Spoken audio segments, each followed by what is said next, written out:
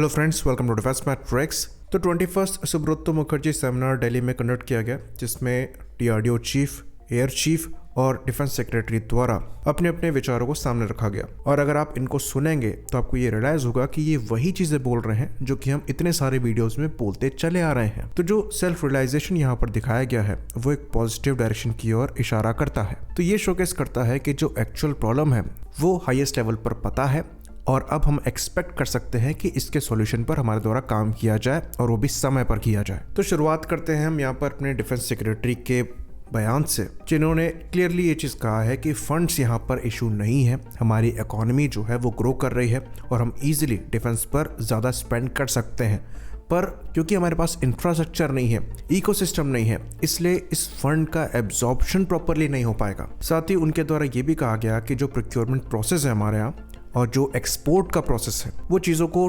Complicate करता है और जिसकी वजह से प्रोक्योरमेंट डिले यहाँ पर होती है। उन्होंने एक एग्जांपल लिया कि हमारे यहाँ आरएफपी तब प्रिपेयर कर दी जाती हैं जब एक्सेप्टेंस ऑफ नेसेसिटी का अता पता ही नहीं होता। और ये चीज़ हम एयरफोर्स के केस में खासकर कई प्रोक्योरमेंट प्रोसेसेस में देख चुके हैं, जहाँ पर एक ही प्रोक्योरमेंट प्रोसेस को बार बार घुमाया जाता है और यहाँ पर 1-2 साल का डिले नहीं होता, हम यहाँ डेकेड्स खराब करते हैं। तो यहाँ पर जो डिस्कशन हुआ है इसको देखकर ऐसा लगता है कि जो MRFA जैसे प्रोग्राम अटके पड़े हैं वहाँ पर थोड़ी तेज़ी हमें फ्यूचर में देखने को मिल सकती है।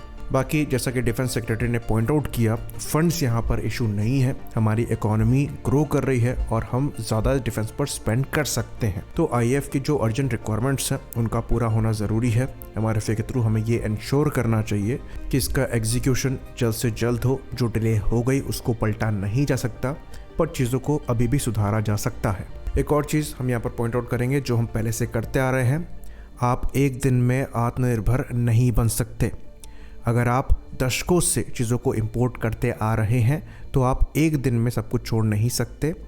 आपको टाइम देना पड़ेगा लोकल इंडस्ट्रीज़ को ग्रो करने के लिए, इकोसिस्टम को ग्रो करने के लिए, और तब तक अपनी रिक्वायरमेंट को आपको पूरा करना पड़ेगा। उसे एज अ स्टॉप गैप देखा जा सकता है और MRFA वही है। गोल हमारा AMC और तेजस मार्क 2 जैसे प्रोग्राम होने चाहिए, पर प्रेजेंट में हमें रिक्वायरमेंट है एडिशनल कैपेबल फाइटर्स की। इवन जब हम बात जेट इंजन्स की करते हैं तो इसी केस में हम डिस्कस कर लेते हैं जो चीज़ DRDO चीफ द्वारा कही गई है। DRDO चीफ ने क्लियरली कहा है कि जितना हम डिफेंस R&D में स्पेंड कर रहे हैं वो सफिशिएंट नहीं है। DRDO चीफ ने क्लियरली कहा है कि हम डिफेंस बजट का खाली 5% R&D में स्पेंड करते हैं। ये आगे 5-10 सालों में बढ़कर 15% तक जाना चाहिए, यानी कि जितना हम अभी स्पेंड कर रहे हैं उसका 3 टाइम्स हमें स्पेंड करना पड़ेगा। साथ ही साथ उन्होंने वही बात करी जो हम पिछले 2-3 वीडियोस में करते आ रहे हैं कि एरो इंजन्स हमारी प्रायोरिटी होने चाहिए। हमने 4th जनरेशन एरो इंजन्स की कैपेबिलिटी को शोकेस किया है, पर हमें 6th जनरेशन एरो इंजन्स पर काम करना पड़ेगा, जिसके लिए कई क्रूशल टेक्नोलॉजीज पर हमें काम करना चाहिए, जैसे कि सिंगल क्रिस्टल टर्बाइन ब्लेड हो गया, CMC मटेरियल्स हो गए, जिसके बारे में हमने कल ही बात करी। तो इस केस में आपको 4 से 5 बिलियन डॉलर स्पेंड करने पड़ेंगे, यानी कि करीबन 40 से 50 हज़ार करोड़ आपको R&D में लगाना पड़ेगा जेट इंजन्स के लिए। और अगर हम वही गलती करेंगे जो कावेरी के साथ हमने पास्ट में करी है तो इस फील्ड में हम कभी आगे नहीं बढ़ पाएंगे। और उन्होंने ये चीज़ भी साफ कर दी कि हमें नेक्स्ट जनरेशन इंजन बनाने के लिए पार्टनर्स की रिक्वायरमेंट होगी और कोई भी अपना ब्रेड और बटर शेयर करेगा तो वो फ्री में नहीं करेगा। आपको पैसा फेंकना पड़ेगा, देना नहीं पड़ेगा, फेंकना पड़ेगा, क्योंकि ये डिमांडिंग फील्ड है। और इसलिए हमारा पर्सनली ये मानना है कि जो MRFA प्रोग्राम है उनको इन जेट इंजन डेवलपमेंट प्रोग्राम के साथ एसोसिएट कर देना चाहिए। और अगर इस केस में हम पिक्चर को देखते हैं तो साफरान यहाँ पर एज अ पार्टनर नज़र आता है और रफाल एज अ प्लेटफॉर्म नज़र आ रहा है। तो कोई लोग इस चीज़ पर कमेंट करेंगे कि आप इंपोर्ट को बढ़ावा दे रहे हैं। देखिए, हमें पता होना चाहिए कि हमारी चद्दर कितनी बड़ी है, हम कितने कैपेबल हैं, और यही चीज़ अब हाईएस्ट लेवल से निकलकर सामने आ रही है। आपके पास समय नहीं है और ना ही बैकग्राउंड में आपके पास इतनी कैपेबिलिटी है कि आप समय रहते ऐसी टेक्नोलॉजीज़ को डेवलप कर पाएँ। आपको पार्टनर चाहिए, आपके पास पैसा है, आपको वो फेंकना पड़ेगा। लेकिन पास्ट में एक और गलती हुई है जिसको हम दोहराना नहीं चाहेंगे, और वो है R&D एब्जॉर्प्शन। आपने लाइसेंस मैन्युफैक्चरिंग पास्ट में भी काफ़ी करी है, पर आपने कैपेबिलिटी को एब्जॉर्ब ज़्यादा नहीं किया है। तो ये इन एजेंसीज़ की भी रिस्पॉन्सिबिलिटी है कि अगर आप लाइसेंस मैन्युफैक्चरिंग की तरफ आगे बढ़ रहे हैं और सेम प्रोडक्ट का ज़्यादा पे कर रहे हैं टेक्नोलॉजी के लिए, तो वो ढंग से एब्जॉर्ब हो और हमारे फ्यूचर प्रोजेक्ट्स में यूज़ हो। ये चीज़ हमने सबमरीन के केस में भी डिस्कस करी थी कि जहाँ पर हमने क्रूशल R&D का कुछ खास उपयोग नहीं किया। तो ये इन एजेंसीज की भी रिस्पॉन्सिबिलिटी है कि अगर गवर्नमेंट एक्स्ट्रा पैसा यहाँ पर पे करने को तैयार है, हमारी आर्म फोर्सेस भी महंगे फाइटर प्लेटफॉर्म या महंगी सबमरीन परचेज करने को तैयार है, तो आप टेक्नोलॉजी को एब्जॉर्व करें।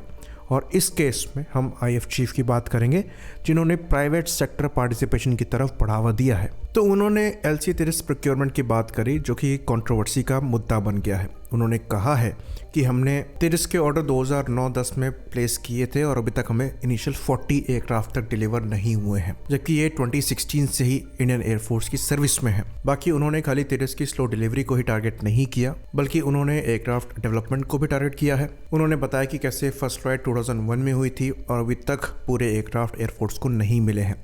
बाकी उन्होंने प्रोग्राम की स्टार्ट से भी चीज़ों को डिस्कस किया। तो इस चीज़ में हम कम्प्लीटली एयरफोर्स चीफ के साथ नहीं हैं, क्योंकि HAL की जो प्रोडक्शन कैपेसिटी है उसको आप अकेले क्वेश्चन नहीं कर सकते, क्योंकि इन्होंने ALH को 300 के अप्रॉक्स डिलीवर किया है, वहीं पर Su-30 MKI भी 270 के अप्रॉक्स IF यूज़ करती है, और वहाँ पर जो 12 एयरक्राफ्ट पर ईयर का प्रोडक्शन रेट है वो मेंटेन किया गया था। तो LC-30 के प्रोग्राम में जो डिले हुई हैं इसके कई कारण हैं। पहला तो ये है कि हमारे पास इंफ्रास्ट्रक्चर ही नहीं था, तो इस कॉम्प्लेक्स प्रोजेक्ट को हमने स्क्रैच से उठाया था। हमारे पास कुछ भी नहीं था, कोई इकोसिस्टम नहीं था, वो इस प्रोग्राम के साथ ही डेवलप हुआ है। साथ ही साथ यहाँ पर एयरफोर्स की भी गलती आ रही थी, रिक्वायरमेंट जो है वो क्लियर पहले नहीं बताई गई थी, फिर गवर्नमेंट के साइड से जो फंड्स मिले वो भी प्रॉपर नहीं मिले।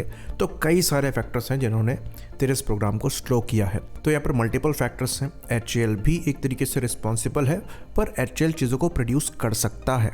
परेशानी यहाँ पर है मैनेजमेंट की, चीज़ों को प्रॉपरली मैनेज नहीं किया जा रहा है। इवन 30 Mark 1A के केस में हमने कई बार पॉइंट आउट किया है कि ये इंजन डिले ही नहीं है। इनिशियल 1-2 एयरक्राफ्ट एयरफोर्स को डिलीवर हो सकते थे, पर वहाँ पर अभी भी testing process, integration process on going है, और HAL ने कमिट किया था कि ये मार्च 2024 में डिलीवर हो जाएंगे। अब जो बढ़ के मार्च 2025 हो गया है, और ये पहले एयरक्राफ्ट भी कैटेगरी B इंजन के साथ आएंगे, ये कोई ब्रांड न्यू इंजन के साथ नहीं आ रहे हैं। तो खाली इंजन यहाँ पर प्रॉब्लम नहीं है, और अगर इंजन यहाँ पर इशू भी है तो वहाँ पर भी HAL की रिस्पॉन्सिबिलिटी थी कि वो GE के साथ मिलकर जल्द से जल्द इस इशू को सॉर्ट कराने की कोशिश करते। हाँ, ये चीज़ अब करी जा रही है, पर ये चीज़ पहले भी करी जा सकती थी। तो HAL का जो मैनेजमेंट है उस पर काम करना ज़रूरी है, और खाली HAL का नहीं बल्कि और जो PSUs हैं उनके मैनेजमेंट पर भी यहाँ काम करना ज़रूरी है। और ये चीज़ IAF चीफ ने इसलिए पॉइंट आउट करी कि प्राइवेट सेक्टर का पार्टिसिपेशन ज़रूरी है, ताकि एक सेक्टर की मोनोपोली ना रहे और मार्केट में थोड़ा कंपटीशन आए जिसका बेनिफिट IAF को मिले। तो इसलिए IAF चाहती है कि 30 Mark 2 और AMC जैसे प्रोग्राम में प्राइवेट सेक्टर का पार्टिसिपेशन प्रॉपरली हो। इवन ये प्लेटफॉर्म प्राइवेट कंपनीज द्वारा प्रोड्यूस भी किए जाए। तो यहाँ पर रिक्वायरमेंट एग्जिस्ट करती है कि HAL अपनी मैनेजमेंट कैपेबिलिटी को इम्प्रूव करे, क्योंकि HAL अब इवॉल्व हो रही है एक लाइसेंस मैन्युफैक्चरिंग कंपनी को छोड़कर एक कंप्लीट R&D पावर हाउस बनने के लिए। तो उन्हें एफिशिएंसी दिखानी पड़ेगी।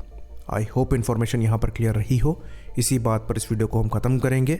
लाइक करिए, सब्सक्राइब करिए। जय हिंद।